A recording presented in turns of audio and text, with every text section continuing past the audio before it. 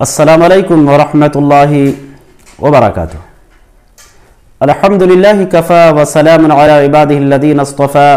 اما بعد فقد قال اللہ تعالی فی کلامہ المجید اعوذ باللہ من الشیطان الرجیم لقد کان لکم فی رسول اللہ اسوۃ حسنہ رب اشرح لی صدری ویسر لی امری واحلل عقدۃ من لسانی یفقہوا قولی ربی زدنی علما سبحانک لا علم لنا الا ما علمتنا انک انت العلیم الحکیم۔ تمام قسم کی تعریفات اللہ عز و جل کے لیے لائق اور سزاوار ہے، جو اس کائنات اور کائنات کل کا مربی و پالنہار ہے۔ بعدہ لاکھاں کروڑاں درود و سلام ہو اللہ کے تمام نبی و رسول پر، بالخصوص اللہ کے آخری نبی جناب محمد رسول اللہ صلی اللہ علیہ وسلم پر۔ حضرات، آج میں ایک بڑا ہی پیارا ٹاپک آپ کی خدمت میں لے کر کے حاضر ہوا ہوں۔ وہ ٹاپک ہے کہ نبی کریم جناب محمد رسول اللہ صلی اللہ علیہ وسلم پر شہوت پرستی کا الزام لگائے جانے کا جواب۔ آپ جانتے ہیں کہ غیروں کی طرف سے، دشمنان اسلام کی جانب سے آپ صلی اللہ علیہ وسلم کی شادیوں کو لے کر کے ہمیشہ یہ الزام عائد کیا گیا کہ آپ صلی اللہ علیہ وسلم پر شہوت پرستی کا غلبہ تھا، آپ صلی اللہ علیہ وسلم پر نفس پرستی غالب تھی۔ یہاں تک کہ 20ویں صدی کے آغاز میں آریہ سماج کے گستاخ نے آپ صلی اللہ علیہ وسلم کے شان کے خلاف، آپ کے کردار اور آپ کے کیریکٹر کو داغدار بنانے کے لیے آپ پر الزام عائد کرتے ہوئے اس گستاخ نے ایک کتاب لکھی، اور نعوذ باللہ اس کتاب کا نام اس نے رکھا رنگیلا رسول، جس کا جواب مناظر اسلام مولانا ابو الوفا ثناء اللہ مرتصری رحمہ اللہ نے بڑے ہی مفصل اور مدلل انداز میں دیا ہے۔ اور اس کتاب کے جواب میں شیخ نے ایک کتاب لکھی، اس کا نام رکھا مقدس رسول بجواب رنگیلا رسول۔ الحمدللہ اس کتاب کے اندر انہوں نے نہایت ہی بہترین انداز میں دلائل کی روشنی میں معترضین کے تمام اعتراضات کا جواب مدلل طریقے سے،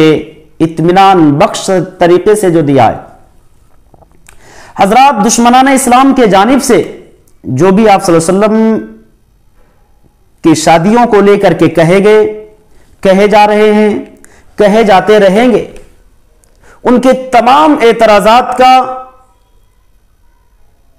ان کے تمام سوالوں کا ایک ہی جواب ہے، اور وہ جواب یہ ہے کہ اللہ کے نبی جناب محمد رسول اللہ صلی اللہ علیہ وسلم نے اما خدیجہ رضی اللہ تعالی عنہا سے جو نکاح کیا، اگر اعتراض کرنے والے یہ دشمنان اسلام آپ کے اس شادی کے تعلق سے غور کر لیں تو ان کے سارے اعتراضات کے جواب انہیں مل جائیں گے، کیونکہ آپ جانتے ہیں کہ اللہ کے نبی نے اپنی پہلی شادی کے لیے جس خاتون کا انتخاب کیا وہ بیوہ تھی، ام المومنین حضرت خدیجہ رضی اللہ تعالی عنہا۔ یہ بیوہ تھی، عمر میں بھی آپ صلی اللہ علیہ وسلم سے غالباً مشہور قول کے مطابق 40 سال بڑی تھی۔ یعنی جو پیغمبر اپنی پہلی شادی کے لیے بیوہ عورت کا انتخاب کرے، اس پر شہوت پرستی کا الزام لگانا یہ بہت بڑا انصاف کا خون ہے۔ آپ صلی اللہ علیہ وسلم کی پہلی شادی ہو رہی ہے، پہلا نکاح ہو رہا ہے، جس خاتون کا نبی نے انتخاب کیا وہ خاتون بیوہ ہیں، عمر میں جو ہے تقریباً 15 سال بڑی ہیں، اور جب تک ام المومنین حضرت خدیجہ رضی اللہ تعالی عنہا زندہ تھی آپ صلی اللہ علیہ وسلم نے کوئی دوسری شادی نہیں کی،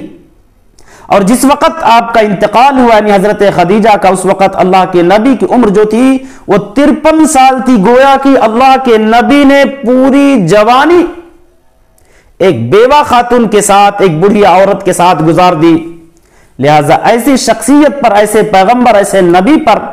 شہوت پرستی کا الزام لگانا یہ انصاف کا بہت بڑا خون ہے۔ آپ جانتے ہیں کہ شہوت پرستی کے غلبے کا جو مرحلہ ہوتا ہے غالباً وہ جوانی کے ایام ہوتے ہیں۔ جوانی میں انسان بہک جاتا ہے، لیکن بہکنے کے بجائے اللہ کے نبی جناب محمد رسول اللہ صلی اللہ علیہ وسلم نے ایک بیوہ اور بڑی عورت کا انتخاب کیا اور پوری جوانی اسی عورت کے ساتھ الحمدللہ آپ نے گزار دیا۔ اس سے آپ صلی اللہ علیہ وسلم کی پاک دامنی، آپ صلی اللہ علیہ وسلم کے اعلیٰ اخلاق، آپ صلی اللہ علیہ وسلم کے اعلیٰ کردار، آپ صلی اللہ علیہ وسلم کے معجزانہ اخلاق کا ثبوت ملتا ہے کہ الحمدللہ آپ صلی اللہ علیہ وسلم نہایت ہی پاک دامن تھے، آپ کے کردار، آپ کے اخلاق نہایت ہی مقدس اور پاکیزہ تھے۔ اور حضرات، آپ صلی اللہ علیہ وسلم نے جو اتنی شادیاں کی نہایت ہی پاکیزہ مقاصد کو لے کر کے، عظیم مقاصد کو لے کر کے، آپ صلی اللہ علیہ وسلم نے کئی ایک شادیاں کی۔ آپ جانتے ہیں کہ بعض خاتون سے آپ صلی اللہ علیہ وسلم نے شادیاں اس لیے کی، اعتراض کرنے والے دشمنان اسلام یہ اعتراض کرتے ہیں کہ اس نبی پر شہوت پرستی کا غلبہ تھا، نفس پرستی غالب تھی، نعوذ باللہ۔ ان کے اعتراض کا جواب، ان کے الزام کا جواب آپ صلی اللہ علیہ وسلم کے اس کردار سے ملتا ہے۔ بعض خاتون سے نبی کریم جناب محمد رسول اللہ صلی اللہ علیہ وسلم نے شادی اس لیے کی کہ اسلام لانے کے بعد انہوں نے بڑی قربانیاں دی، یہاں تک کہ اپنا گھر بار، کاروبار، عزت و اقارب سب کو چھوڑ کر کے ہجرت انہوں نے کیا۔ ہجرت کر کے ایک پرائی جگہ میں، اجنبی جگہ میں، اجنبیت کی طرح سے رہ رہی تھی کہ ان کے شوہر کا انتقال ہو گیا، بے سہارا ہو گئی، بے یار و مددگار ہو گئی، کوئی سہارا دینے والا نہیں، کوئی تعلقاتی نہیں، کوئی رشتہ ناتا نہیں، یہاں تک کہ بعض خاتون کے پاس ننھے ننھے بچے بھی تھے۔ چنانچہ آپ صلی اللہ علیہ وسلم نے ان خاتون کی قربانیوں کو دیکھ کر کے فیصلہ کر لیا، ٹھان لیا کہ بذریعہ نکاح انہیں ام المومنین بنائیں گے، یعنی بدلے کے طور پر آپ صلی اللہ علیہ وسلم نے ان سے نکاح کیا تاکہ قیامت تک آنے والے مسلمانوں کی ماں بننے کا انہیں شرف حاصل ہو، اور قیامت تک آنے والے مسلمان ان کی ان قربانیوں کا بدلہ، ان قربانیوں کا صلہ اس انداز میں دیں کہ جب بھی ان کا نام آئے تو نام لینے سے پہلے ام المومنین کہیں۔ تو حضرات، آپ صلی اللہ علیہ وسلم نے جو یہ شادیاں کی،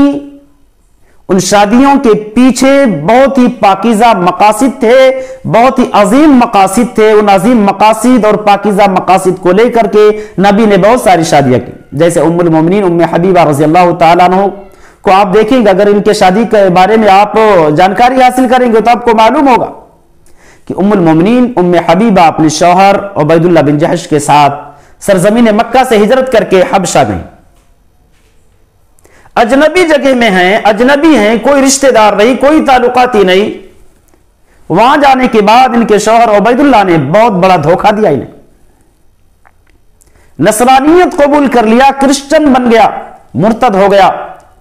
ام حبیبہ رضی اللہ تعالیٰ عنہ نے لاکھ سمجھایا لیکن وہ مانا نہیں، یہاں تک کہ اس کے مرتد ہونے سے ایک دن قبل ام حبیبہ نے خواب دیکھا، اور اس خواب کے اندر اپنے شوہر کو، عبید اللہ کو، ام حبیبہ نے نہایت ہی بد شکل دیکھا، کالا کلوٹا دیکھا۔ اس خواب کے حوالے سے ام حبیبہ نے اپنے شوہر کو سمجھانے کی کوشش کری کہ اللہ سے ڈرو، میں نے ایسا خواب میں آپ کو دیکھا، اس طرح سے دیکھا، لیکن وہ عبید اللہ ماننے کے لیے تیار نہ تھا، چنانچہ وہ مرتد ہو گیا۔ اب وہاں پر سرزمین حبشہ میں ام حبیبہ رضی اللہ تعالیٰ عنہ بے یار و مددگار تنہا ہو گئی، بیوہ ہو گئی، بے سہارا ہو گئی۔ ایسے حالت میں آپ صلی اللہ علیہ وسلم نے ٹھان لیا اور اپنا ایک مصمم ارادہ بنایا کہ ان کے لیے نکاح کے ذریعے سے ہمیں سہارا بننا ہے، ایسے جو ہے ان کی مدد کرنا ہے، ان کی دیکھ ریکھ کرنا ہے، اور ام المومنین انہیں بنائیں گے، ام المومنین بنانے کا انہیں شرف عطا کریں گے۔ تو حضرات، آپ صلی اللہ علیہ وسلم نے جو شادیاں کی، یہ معترضین جو اعتراض کرتے ہیں، شہوت پرستی کا الزام لگاتے ہیں،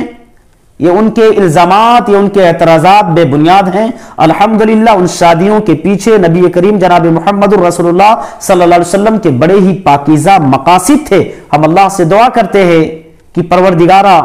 ہم تمام انسانوں کو صحیح سمجھ عطا فرمائے، بالخصوص ہم مسلمانوں کو اس بات کی توفیق دے کہ آپ صلی اللہ علیہ وسلم کے شادیوں کے تعلق سے اور آپ کے زندگی کے حوالے سے جو بھی اعتراضات ہمارے اندر پیدا ہو رہے ہیں، جو بھی غلط فہمیاں پیدا ہو رہی ہیں، ان تمام غلط فہمیوں کے ازالے کی توفیق عنایت فرمائے۔ آمین۔ السلام علیکم ورحمۃ اللہ وبرکاتہ۔